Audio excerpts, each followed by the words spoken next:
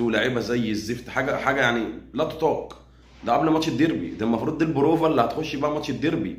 ما هتلعب الديربي ازاي؟ هتقول لي الاهلي مش فايق، الاهلي مش فايق بس هيجي ماتشك انت هيفوق، ما هي معروفه. الديربي ما تحسبش عليها اي ماتشات فاتت.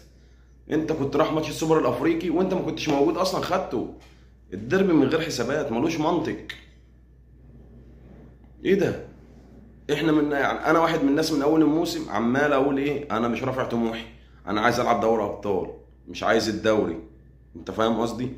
بس الفرقه اللي قدامك هي عماله تديك في هدايا تقول لك خد الدوري، هي عماله تقول لك خد الدوري. الاهلي بيقع وبيراميدز بيقع، انت فين بقى؟ انت المفروض تدوس وتكمل. احنا كل الفرق الصغيره اللي لعبناها وقعنا قصادها، اللهم الا فاركو بس اللي كسبناها. وقعت من قدام المقاولين، وقعت قدام دجله، وقعت قدام الجونه النهارده. ايه ده؟ تكسب المصري باداء ممتاز ولعب ونتيجه، تكسب فيوتشر، تكسب سيراميكا اول ماتش ليك في الدوري. طب والنهي وبتقع قدام الفرق الصغيره ازاي؟ ايه المبرر؟ الفرق التانية اللي بتنافسك عماله تديلك في هدايا، عماله لك خد هدايا خد هدايا خد هدايا. انا حابب اعتذر لدونجا بجد، يعني انا دونجا انا واحد من الناس ما كنتش طايقه، بس دونجا نجم الشهر ده في الزمالك.